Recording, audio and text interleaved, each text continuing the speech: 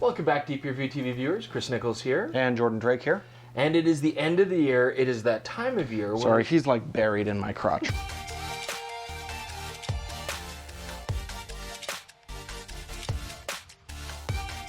Welcome back, DPReview TV viewers. Chris Nichols here, and it is the end of the year. This is the time of year when people make up their resolutions for how they want to improve their lives and what they want to see change for 2020. Now, I've made some changes to the fireplace, you might notice. People are commenting on how they liked the streamers in front of our other fireplace and our best and worst stuff. So I just added a centerpiece, just some artwork to make it look nicer.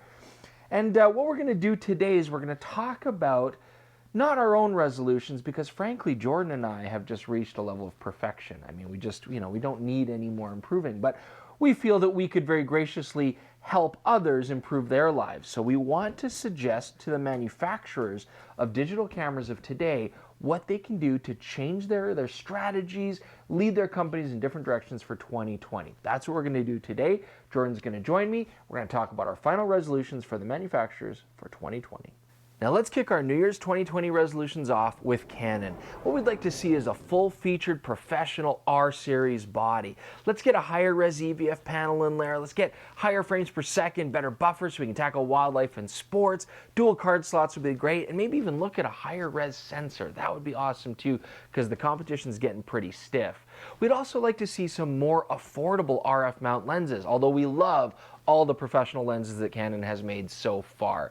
And when it comes to SLRs, if you're still going to make SLRs, let's make them exciting. Let's keep them fresh. Otherwise, we're going to have an SL4 where the manual mode is missing, or a Canon EOS 100D where the OVF is simply for show. Our best 2020 resolution for you, though, Canon, let's finish that children's book that we were working on. It's time. Jordan here to talk about one of my favorites, Fuji. Guys, you need to blend your XH and XT lines together. XT3 design with built-in IBIS would be fantastic, and give it that XA7 flippy screen, but then when you flip it closed, boom, you've got that sort of cool, sort of dopey film display from the X Pro 3 on there. You're appealing to everyone with that. As well, you've got all your great film simulations, but where's Neopan 400? As well, it'd be really great if you could just work on tightening up your face detection algorithm, maybe tweak the interface so it's easier to jump between people. Fuji, I know you like that retro kind of thing, but also, it's 2020, time to ditch the vinyl and maybe just get a Spotify account.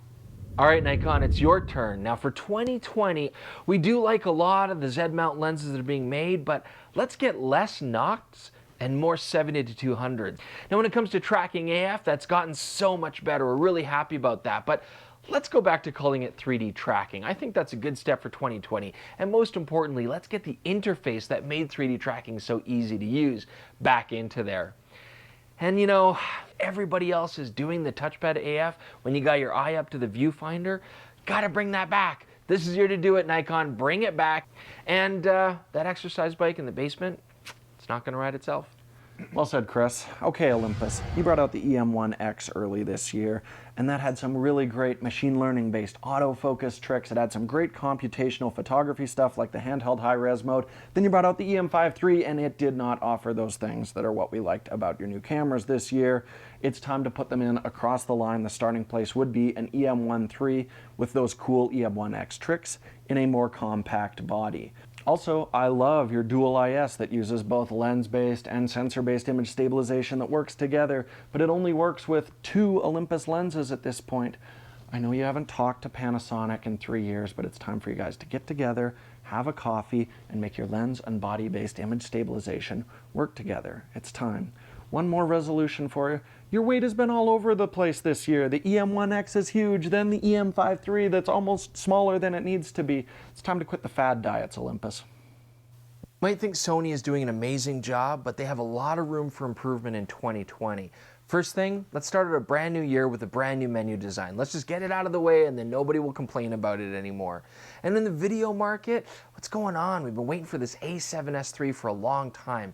We need this new camera. It's got to have 10-bit internal recording, compressed RAW capability. That would be fantastic. And when it comes to color science, this is another thing that a lot of people complain about. So you know what, Sony?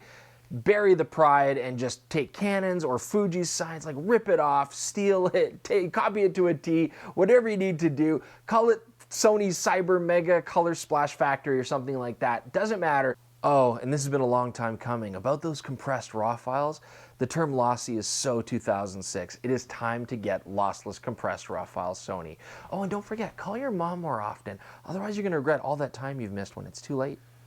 Okay, Panasonic, now you brought out some wonderful bodies and some beautiful lenses this year, but we got to talk about phase detect autofocus. It is time. I mean, yes, you have the best contrast detect autofocus out there, and you've got a great hit rate in stills, but nobody wants to look at a constantly wiggling viewfinder.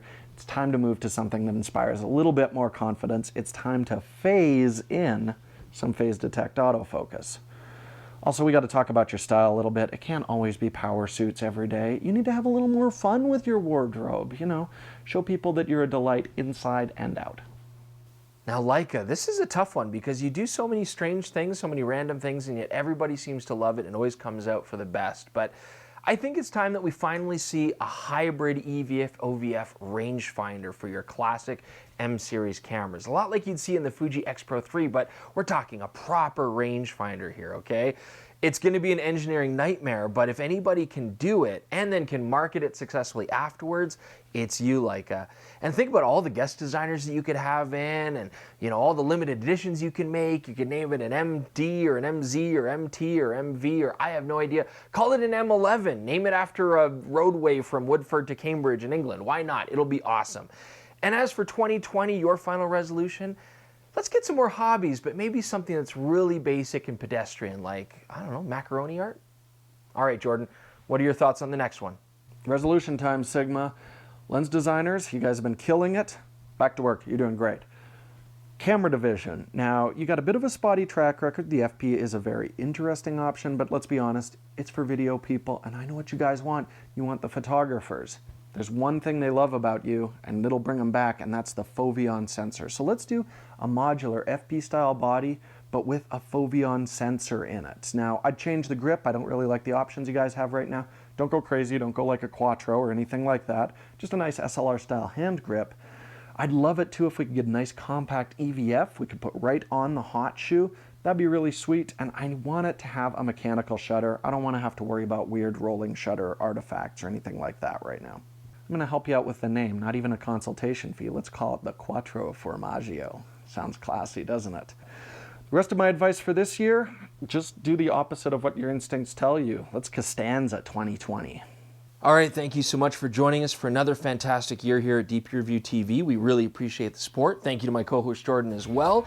And don't forget, if you have your own opinions of what you want to see as manufacturers' resolutions for 2020, leave them in the comments below. Check out the forums at DPReview.com. Go to our Instagram and our Twitter feeds as well. And please subscribe so we can get those subscriber numbers up in a big way for 2020. And lastly, if your only advice is that we need to improve our fireplace safety, as you can tell from my arm, clearly that's not an issue. Thanks so much for joining us. We'll see you in 2020.